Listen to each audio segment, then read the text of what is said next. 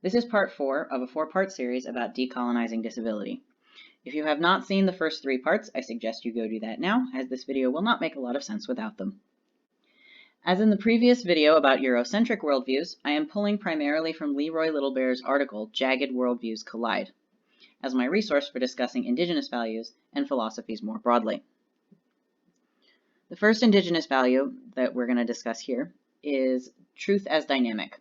Everything is always in flux under this paradigm. Seasons change, people grow older, babies are born, animals migrate depending on weather and climate conditions.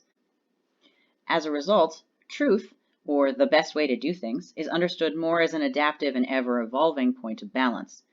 Truth and the best way to do things is always changing, in other words. People, including beings Westerners would consider to be animals, plants, objects, or features of the landscape, all have different strengths and weaknesses under this value, but all work together to achieve dynamic balance. Human variation also exists as part of that balance. The second component is wholeness of existence. One must look at the whole to understand it, to begin to see patterns. Animals migrate in particular patterns year after year. A family member may be moody one day and happy the next. What ties their behaviors together in a pattern? How can you interact with those patterns in a way that benefits everyone? In this, there is a transcendence of boundaries and binaries. For example, human beings are understood in Indigenous societies as part of nature rather than separate from it or superior to it. Moreover, the importance of difference is minimized compared to Western cultures, and difference does not define a person categorically and statically over time. So a person with an impairment is not constructed as primarily disabled as their defining identity. Difference and variation are rather part of a normal dynamic balance of life. Thus, difference can be more readily viewed as a gift the being can share with others. The third component is circularity, and this has come up in the other 2 components already, which is in which the whole exists in recurring patterns such as seasons, migrations, life cycles, renewal ceremonies, and so on. The fourth component is animism and relationality, which has also shown up in the previous 3 components. If everything is a part of the cycles of life, then all things are related to me as an individual, and we are all dependent on each other. All of these philosophies taken together produce a kind of dynamic interdependency. Little Bear bids us in their article not to reproduce yet another binary of Indigenous values versus Western values and cultures. Rather, Little Bear shows us how everyone, colonized and colonizer, exists with both Indigenous and colonizing worldviews in our minds, the titular jagged worldviews. Little Bear, like Anzaldúa, invites borderland dialogue between colonized and colonizer as equals. Those in power must take an interest in the disempowered to produce radical change. I will now explore 3 specific sets of manifestations of these values within particular cultures, specifically Navajo, Maori, and Inuit. It is important to reiterate that Indigenous nations, tribes, cultures, and individuals are all diverse. This will be a very basic overview, and I will be glossing over a lot of details out of necessity. If you are interested, I recommend you read the associated articles and do your own research, and maybe create your own independent study project. In Navajo and Autism, The Beauty of Harmony by Stephen K. Kapp, the author hypothesizes how an autistic individual would be treated within Navajo society based on traditional Navajo philosophies of wellness and ability.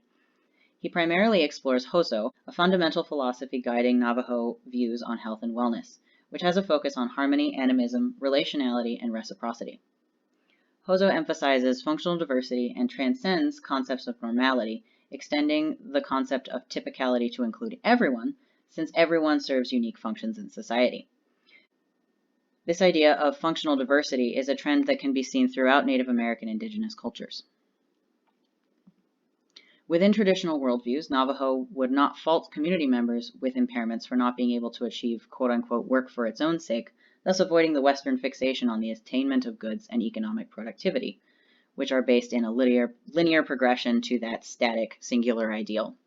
This Western obsession with productivity devalues autistic gifts and constructs autistic people, and mentally and physically disabled people more generally, as a drain on society within Western cultures. In the article, Including People with Disabilities, an Indigenous Perspective, Jill Bevan Brown explores Indigenous perspectives of disability based on in-person interviews with Maori individuals. According to the Maori, individuals with impairments have just as much value as other community members. They also state that learning happens throughout life, so it does not make sense to categorize some people as deficient for not measuring up to some arbitrary standard. Both the Maori interviewed and the author attribute these positive attitudes towards people with disabilities to Maori culture and values like kinship, relationship, and family, or the showing of kindness and respect. In the article States and Categories, Indigenous Models of Personhood in Northwest Greenland, Mark Nuttall discusses disability within a specific Inuit community. He finds that health is understood to be fundamentally social, based on relationality with other beings. Thus, even within such a harsh environment, networks of kinship ensure that those with impairments do not suffer social marginalization. The idea that the individual's health is based on interactions between that individual and all other beings also manifests in certain Hopi and rural Ugandan attitudes and cultural practices. For the Inuit individuals Nuttall interviewed, life is often characterized as surprising and dynamic. Difference is understood as a state, subject to change, rather than a static categorization of an individual's essential identity.